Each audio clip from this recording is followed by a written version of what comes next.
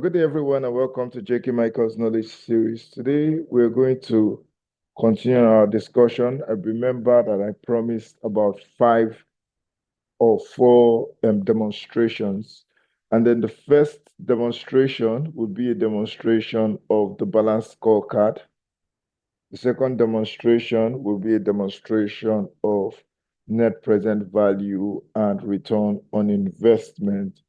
The third demonstration will be a demonstration of OEE.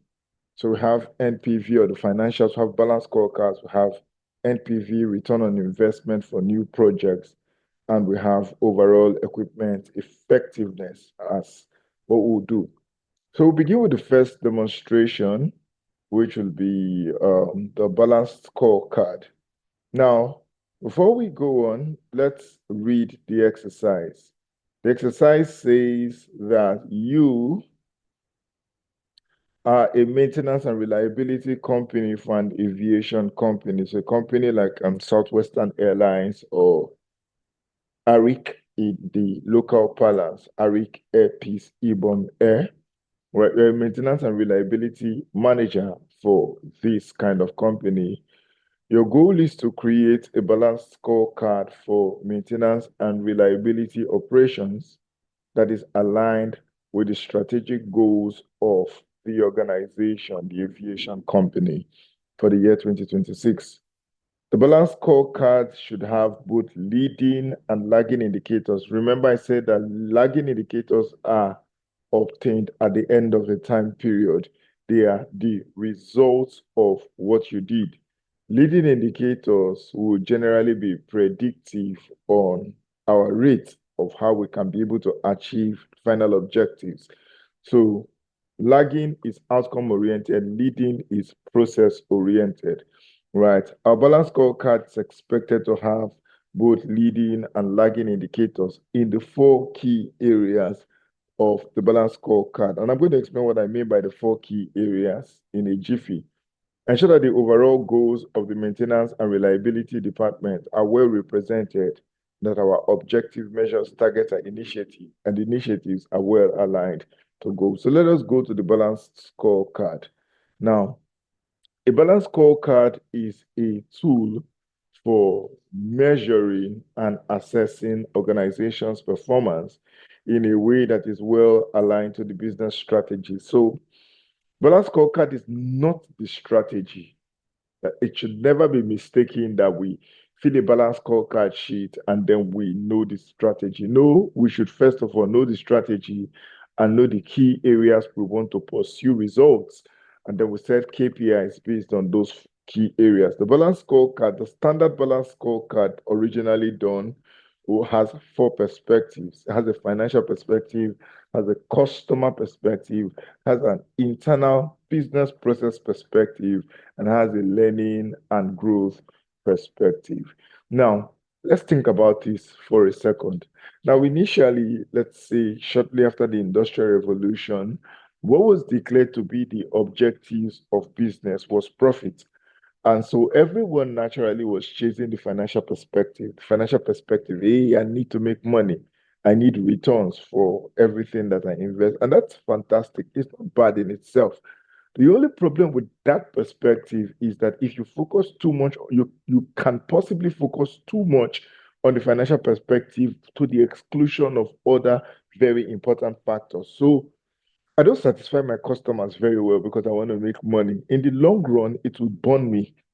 Or I don't improve my processes. I don't invest in ensuring that I keep defects out or that I utilize a high quality process to deliver my products and services to the company.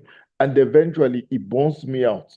Or I don't invest in learning, growth, and development. I cancel out projects that are innovative. I cancel out improvement and innovative projects, and then I focus on always doing things the way we have done it because that is safe and it will cost me less.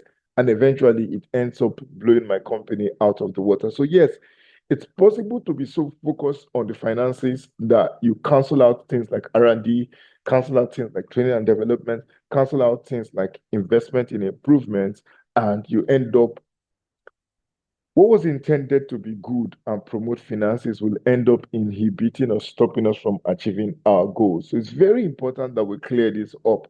So the balance scorecard came up as a response to organizations focusing too much on the financials to the detriment of the other aspects of the businesses that supports the finances. The balance scorecard introduced about 4 perspectives that we can use to ensure that we achieve our financial goals. So the whole idea is that if we focus on these other 3 aspects and we do them properly, then we'll be able to achieve our financial goals. And the other 3 areas are learning and growth.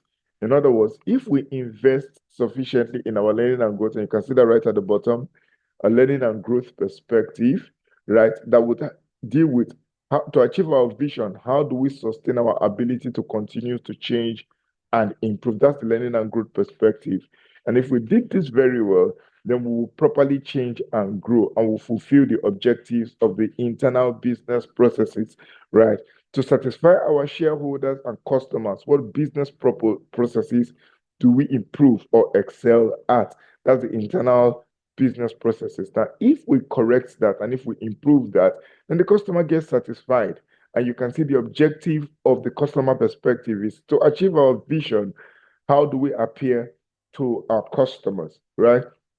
And then if we satisfy this and the customer is satisfied, then of course we'll achieve our cost reduction, we'll achieve our return on investment, we'll achieve our returns on NPV and our profitability goals. And that's why you can see that this asks the question: to succeed financially, how should we appear to our shareholders? Now, all of these things are banded together, integrated, and they work very well together. There are strategy maps, even though that may be out of the scope of this discussion, that will tell us, that will show us how learning and growth can build up into internal process excellence, can build up into customer and operational performance, and can build up into financial sustainability, usually from the bottom up, right? Now, another thing you would notice is that you can see the mission and the vision or the strategic objective of the business being stated in statements like the vision statement, the mission statement, core values, and our goals. Now, what I'm going to do first of all is that I'm going to define our mission, vision, and goals, right?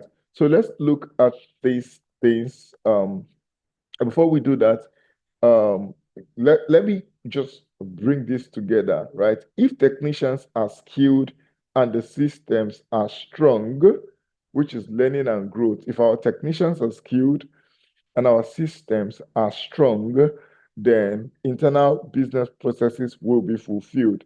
Maintenance processes will become reliable and our operations will be safe, right? Now, if our operations are safe and we are always on time, our aircrafts are always on time, then of course, you will see a reduction in our cost and an increase in our revenue, and the value of our assets will increase. So these things dovetail into one another, and the word is they reinforce and they compound on each other. Learning and growth perspective, I strongly believe, and most people would consider that as the foundation of a balanced scorecard. However, we would need to determine our mission, our vision, right, and our mission and our vision, and then we'll go on to put in our um, our filling our objective measures, targets, and indicators. Now let's begin with the vision statement. Let us assume we want to become the leading aviation company in West Africa for long haul flights by achieving excellent standards of reliability, maintainability, safety, and quality in our processes and customer in our processes and customer in our processes and customer satisfaction, probably, right? Um, Satisfaction. So I'm building this vision statement as I go right now. If let's say mission statement, we shall achieve this by focusing on delivering safe,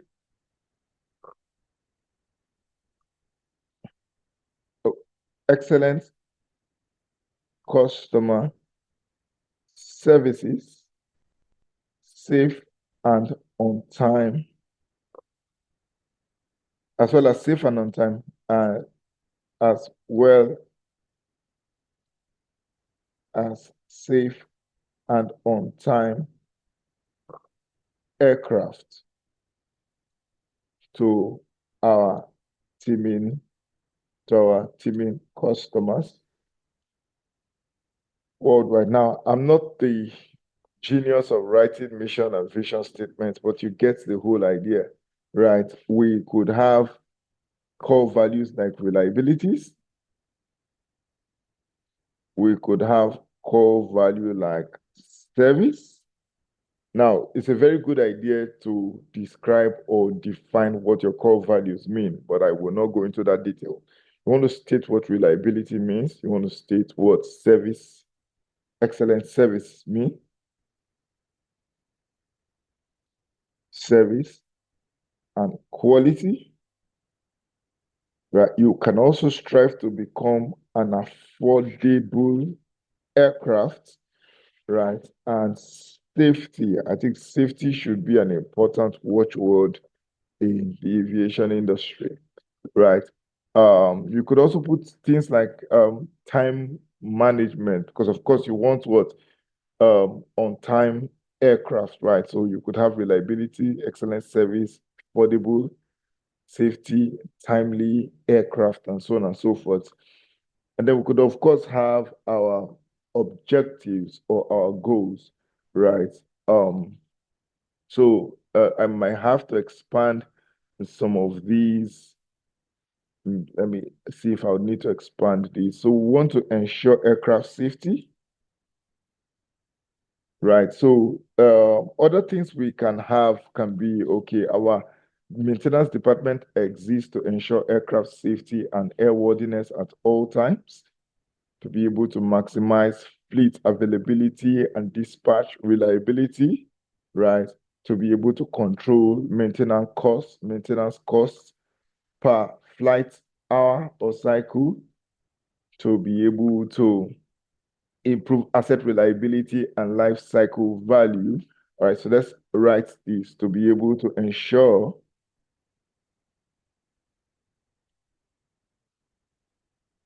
aircraft safety and airworthiness at all time,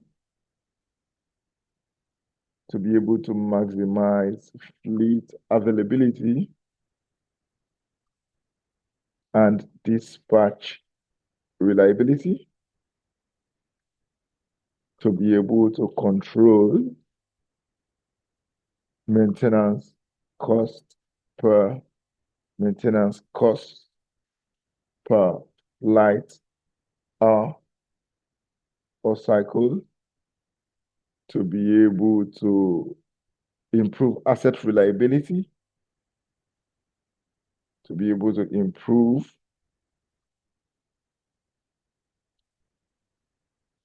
asset reliability and life cycle value. Let me add a few more: to be able to maintain regulatory compliance, to be able to maintain regulatory compliance,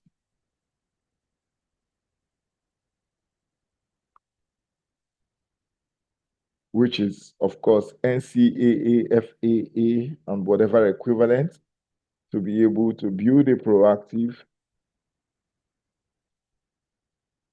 data-driven maintenance culture, and to be able to develop technical capacity or capability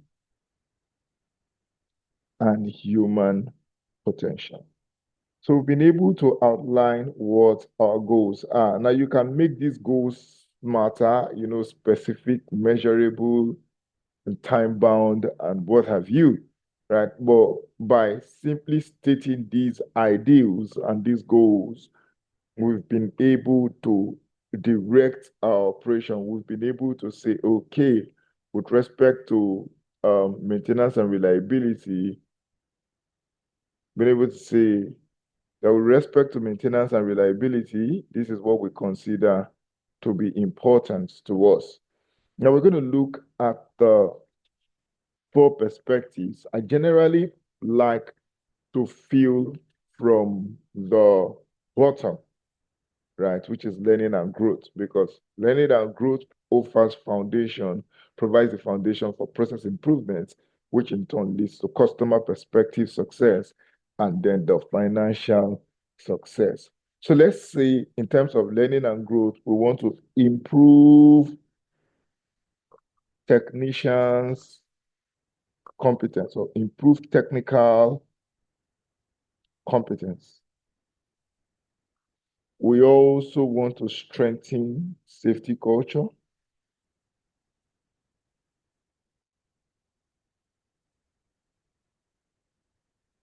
We also want to improve knowledge retention.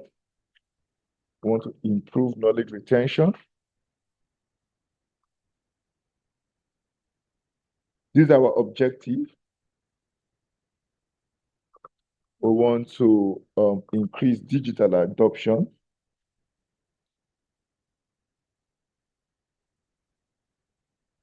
And last but not the least, we want to improve employee engagement.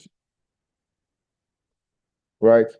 So sorry, please. I was feeling this at the customer perspective. I want to take this to the learning and growth perspective, which is where I'm supposed to have filled it. Right. Okay, let me delete this. Now, okay, so when we say measures, we're talking about what KPIs are we watching to be able to confirm whether this is successful. Those are measures, we're looking at the KPIs, right? Okay, so let's say we're looking at percentage of people certified on an aircraft type. That's a KPI we're watching for technicians' competence. For safety culture, then we're looking at what? Safety reporting rates. For other areas, we have things like what? Improving knowledge index. How well does our improving knowledge retention? How well do our people understand what they should do? What's our skill coverage? To what extent do we have the right skill to cover the jobs on ground? So we have what? Skill coverage index. That's what we're looking at. And then increased digital adoption, we're looking at what? The percentage of jobs that are closed digitally. We don't want manual closure or manual operation. We want to increase the percentage of jobs that are closed digitally. And then for improved employee engagement, we're looking at what? Employee engagement score. And when we have tidied all of this, we will then come to our targets, right? Now, I'm going to specify whether they are leading or they are lagging indicators in this. For instance, improving technical indicators, the percentage that are certified on aircraft type is a leading indicator. You don't have to put leading, right? I'm just putting this for the purpose of this class. But we're looking at what? Greater than or equal to 90%, right? Greater than or equal to 95%. We want to have greater than or equal to 95% of our technicians being competent, right, and certified on aircraft type. Now, strengthening safety culture, we want to see it increase by 30%. So once our safety reporting rates to increase by 30%, this again is leading. It's leading because what we are measuring is how well do people report, right? Technical competence is a little bit leading and it's a little bit lagging. I'll explain why. Well, the percentage of people certified is an outcome already. That certification is an outcome. So yes, it is a lagging, but it's also leading in the sense that the certification is giving us a prediction of how competent our people are. It's not the final ultimate outcome, but it's a prediction. Okay, let's see how safe you are. How do we know you are safe? We say we have 90 people certified in the aircraft type. That is not safety in itself, but it's a predictive measure towards safety. So in this case, you can consider it partially leading, partially lagging. Increase the knowledge retention. Now, for increased knowledge retention, it's a leading indicator, right? And we're expecting that we're going to be looking at an increase in the skill coverage index, right? It should increase by what? It's a leading, and we want it to be at least what? 90%. Our skill coverage index should be 90% greater than or equal to the percentage of jobs we should close digitally, right? This is a leading indicator. This is a leading indicator, and it should be greater than or equal to 95%, right? Another leading indicator. Now, you don't really need to write leading, like I said, but you should have a way to identify. But what we call the targets are basically these numbers: greater than, increase by 30%, drop by 15%. So let's look at our final employee engagement score at the end of all these activities would be a lagging indicator, and we expect this to be greater than or equal to 80%. So in other words, we're saying that we're going to do all of these leading indicators. We're going to try to do them very well. And at the end, we hope to see a greater level of indication. Other leading indicators can be things like training hours per technician, right? We audit preparation completion rate, things like participation level of the technicians, things like knowledge gap closure rate or percentages. Now, let's look at the initiatives that we support these projects, right? We can have type training projects. So we have what? Type training programs, right? So type training programs. So people who fly Boeings should be trained on Boeings, or people who maintain Boeing planes should be trained on Boeing planes. People who maintain Airbus 380, 320, Boeing 737, 747 get trained on the aircraft types that they manage. We also have what? Just Culture campaign, right? We have what?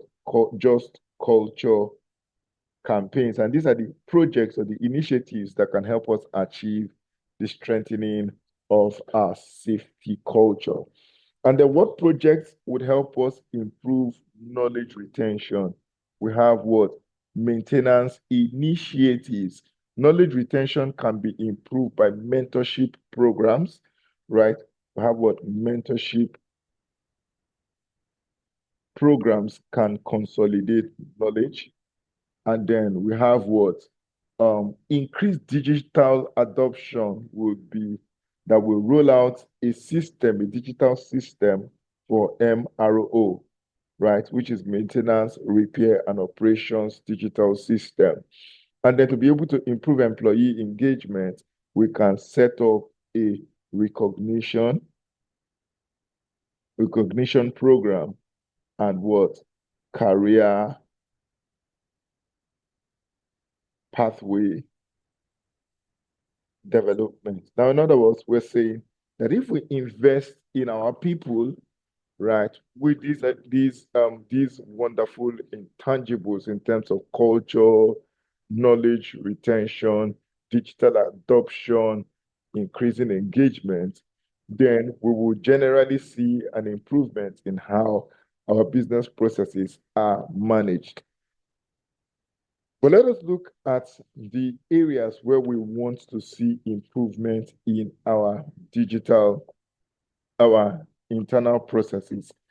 Now, the goal of our internal process objective, let me write it here, would be to execute a proactive,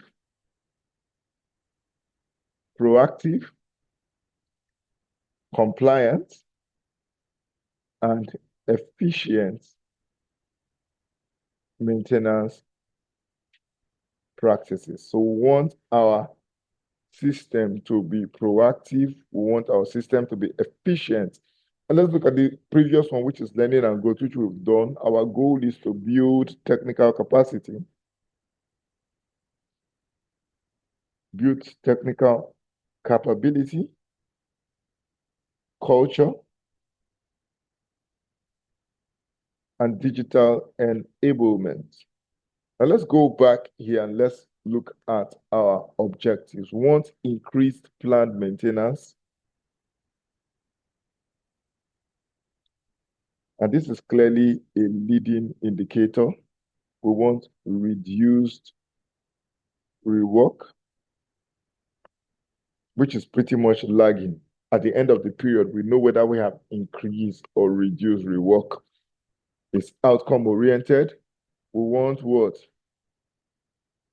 Reduced turnover time, TAT, turnover time, performance. Again, another lagging indicator. We want to what? Strengthen reliability management. Yet another leading indicator, right? Well, it depends on what you're watching. If you're looking at what?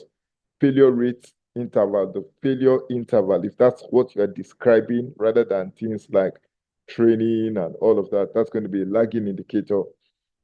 And then if you want to improve defect capture, well, to be able to be sure, you often want to look at the KPIs you are watching, right? So we have what? Percentage planned versus unplanned work. That's the KPI you're watching, right? We have rework rates in percentage for what? Watching the reduction of rework. We have check turnaround time adherence rates or adherence in percentage. We have what? Repeat failure interval. How long does it take? Right, so MTBUR. And then we have what? Pilot and technical defect capture accuracy. Technical capture accuracy. Now let's look at our target, which is the measures that we have got, or our numerical objectives that we're looking at. Now, for the ratio of planned to unplanned work, we're looking at what? Greater than or equal to 85% of our work being planned. With respect to reduction in rework, this is a lagging indicator, and we want it to be less than or equal to 2%, right? We want to reduce our rework to what? Our rework rate should be lagging less than 2%. Turnaround adherence should be lagging and it should be greater than 95%. Right? We want to see what? Greater than or equal to 95% of our work should what? Adhere to standard. And then, of course, we have what? Reliability management. We want to strengthen that by, it's a lagging. We want to see an increase of what? By 20%. And then we have what? Improved defect capture. We want to be able to capture greater than or equal to 98% of defects. Now, finally, let's look at the initiatives that can deliver this. For increased plant maintenance, we're looking at what? Maintenance program optimization.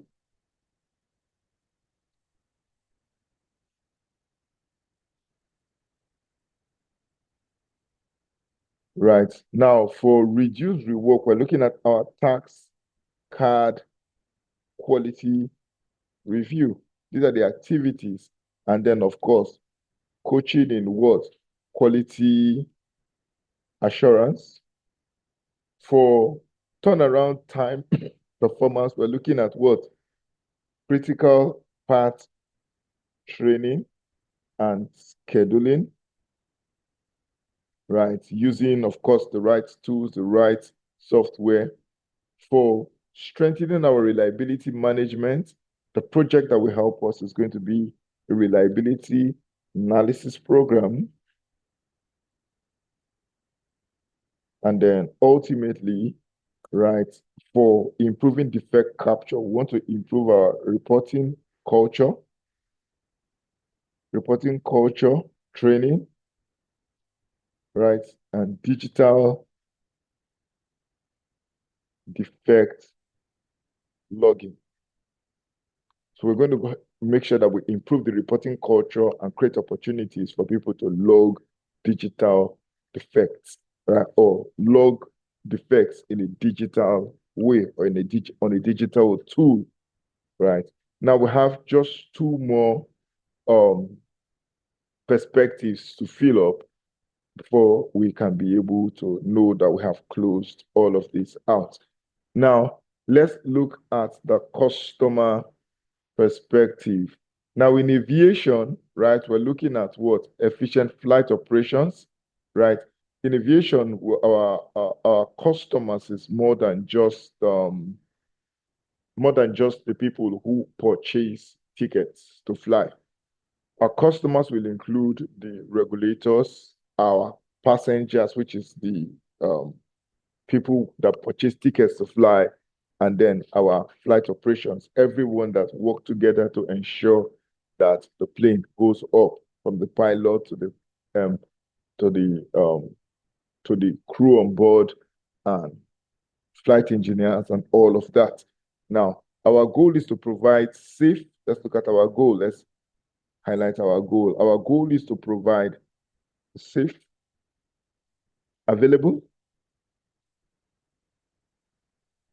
and reliable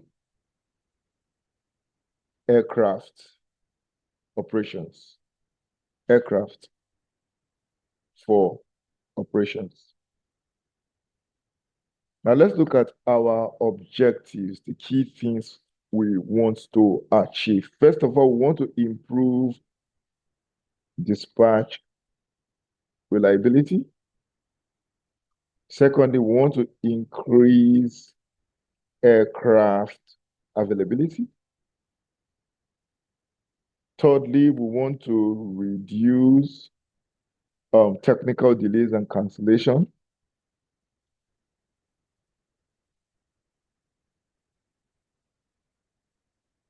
Fourthly, we want to improve defect resolution time.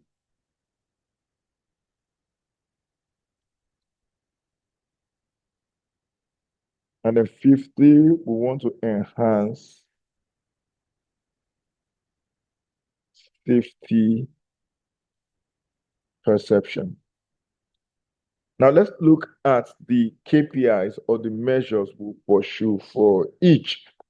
So we have dispatch reliability has a percentage. That's the first one.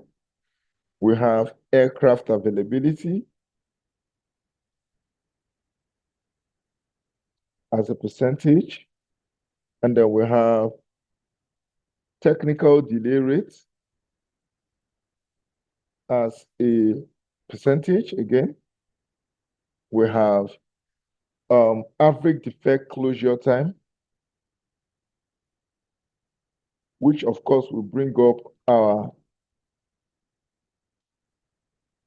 if we close defects quickly, it will bring up our availability. And safety perception, we have what?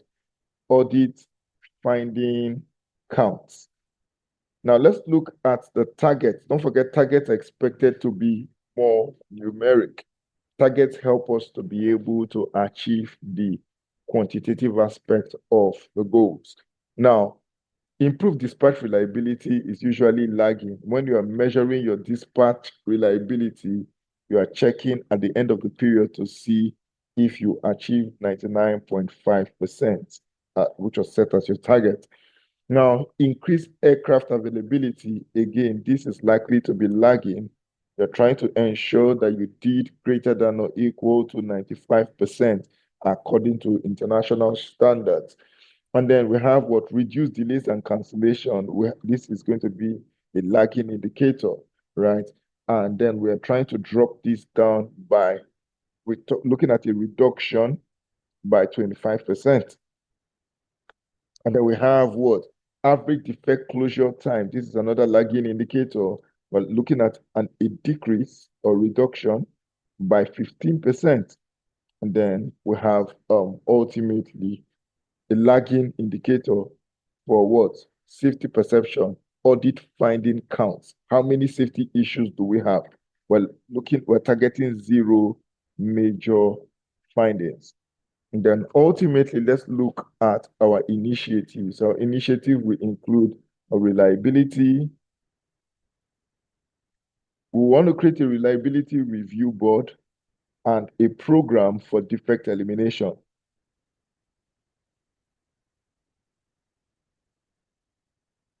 A program for defect elimination.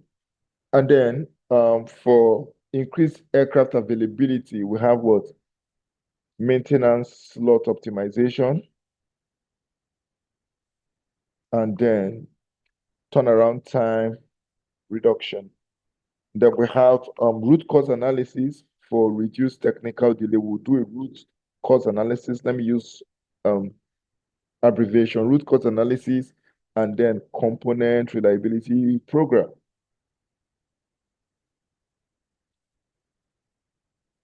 Then for improved defect resolution, we have shift handover discipline,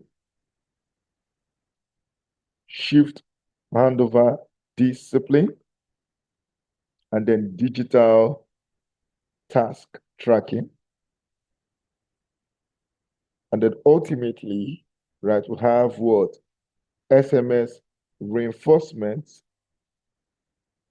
and audit preparation. Now, if we do this, then we'll expect that the customer will be satisfied if we met these objectives, and we'll meet these objectives by undertaking these projects. And these projects, we will know how effective they are by tracking these measures. Keep an eye on these KPIs, and these are the numbers we're expected to hit. So that's the meaning of this.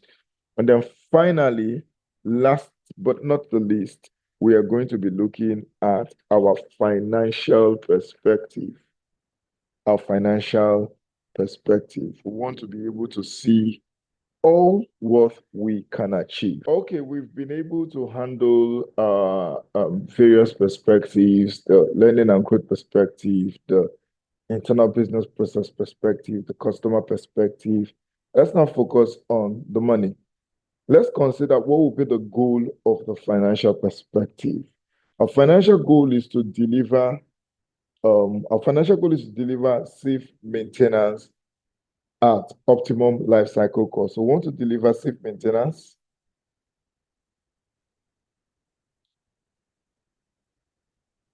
safe maintenance at optimum life cycle cost. This is our goal at the financial level, at the financial perspective. Let's look at our objective. We want what? Reduce maintenance cost per flight hour. We want to reduce maintenance cost per flight hour. We want to also be able to reduce or improve cost predictability. We want to improve cost predictability.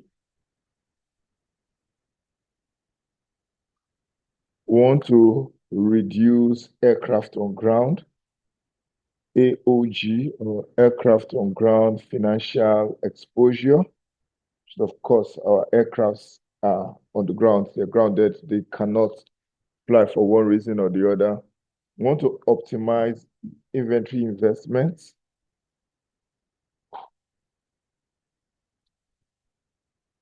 And I want to improve labor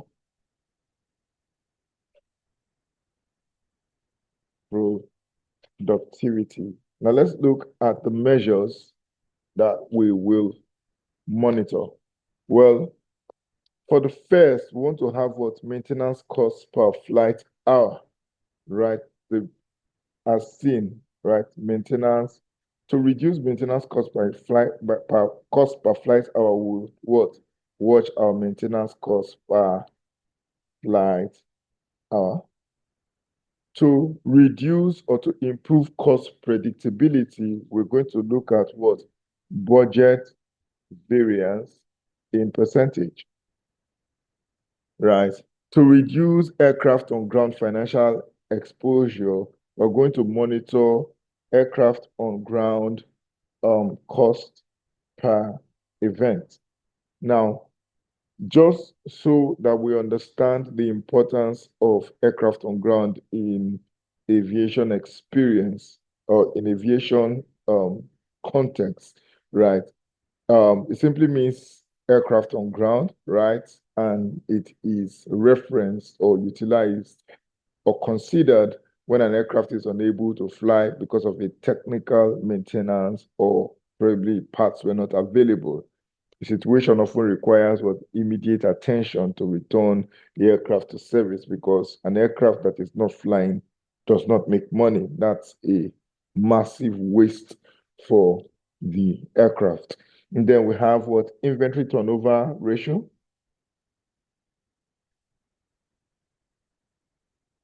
Inventory turnover ratio is the metric we're going to watch for this, and then man hours per flight hour. So we have what?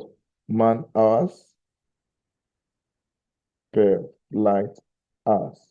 Now, if we look at the measures or the KPIs we are watching and consider them in the light of also, and consider them in the light of the targets, of course, we'll be able to tell whether it's leading or lagging. For instance, maintenance cost per flight hour is clearly a lagging indicator. How much every flight hour cost is lagging. And we're looking at what? So let's put it as lagging.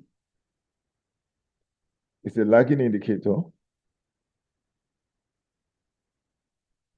And we want it to be less than or equal to our budget benchmark. Less than or equal to our budget benchmark. That's our target, right? To be able to do this, we need to do cost driver analysis, very close to what you call ABC costing, right? Contract optimization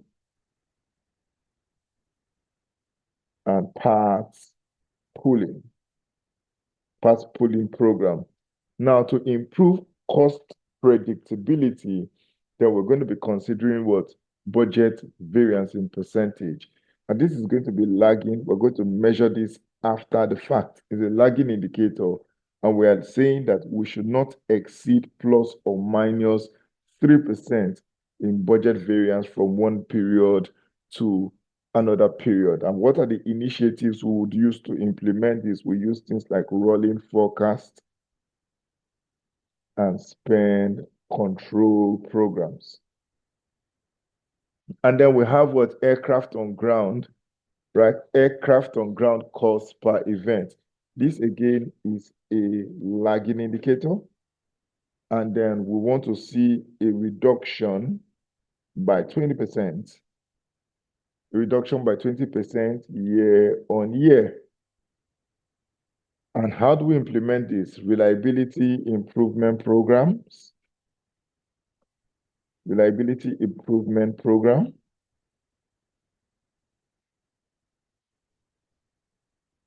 To have reliability improvement programs. And then this is going to be what? Lagging. We want to see less than or equal, sorry, greater than or equal to 4%, right? We're trying to optimize inventory investment. We are trying to see what we're watching in terms of KPI. We're watching our inventory turnover ratio, and we're expecting to see this being greater than 4. Sorry, not percent, 4 times, right? So it should be, we want to see what inventory turnover ratio in a year should be at least about 4 times, right? I would think that for reduced AOG financial exposure, we want to make sure that we watch our reliability investment program and discipline. So let's also include discipline in our MEL, right? Which is what? Minimum equipment list, which is simply a document which should help in describing which aircraft systems or components may not be in very good operating condition, yet will still allow the aircraft to be dispatched safely and legally under specified condition, right? So we want to also be very clear and disciplined in managing our minimum equipment list, right? So back to optimize inventory investment, we want to increase our, most likely we want to increase, because of course we're not reducing, we want to increase inventory turnover from whatever it was to 4 times. And how we do that is using tools like, we want to build an ABC classification program. ABC classification is used to classify inventory based on value, the number of inventory or the percentage composition of the inventory type against its value, so that we can be able to identify the highest value inventory that might not be very, very much a number in the inventory list. So we have what ABC classification, it's a very common term that's used in inventory management, and then rotable optimization. So we have rotable optimization. And then last but not the least, we have what? Man hours per flight. We want to be able to reduce man hour per, this is a lagging indicator as well. We want to what? Reduce man hour per flight by 10%, right? And how do we achieve this? Through workforce planning, task card optimization. Now, this is quite a little bit technical, but when we come to financials, though, we can decide to measure things like return on investment, return on asset, improve revenues, improve cost per improve, right? So generally you'll be looking for more of financial indicators. In customer satisfaction, you can look for customer satisfaction rate, right? But then you have to remember that the customers is not only your passengers, but including your regulators. So you would be considering things like what? Aircraft availability, which will satisfy the customer. You also consider things like what? Improved defect resolution time, which will satisfy both management and the regulators, right? So this is actually very simple balanced scorecard that has been filled. And I hope that we understand it, and I hope that we can see how improving learning and growth perspective will improve. In other words, building capability, the right culture, and enablement will improve our ability to what maintain, carry out what proactive, compliant, and efficient practices, which would provide what safe, available, and reliable aircraft for operations, so that every stakeholder, including the operators, the passengers, and regulators, will be happy and safe, and then it will lead to cost reduction and lead to financial stability, right? So that's basically the balance scorecard in a summary, right? So let me know what you think, and let's hear your opinion on how this can be done or applied to any other industry. I hope you can also see its connection to the mission, vision, and the strategic direction of the organization. This brings us to the end of this video. I hope you enjoyed it. Thank you for watching. I'll see you in the next video. Bye for now.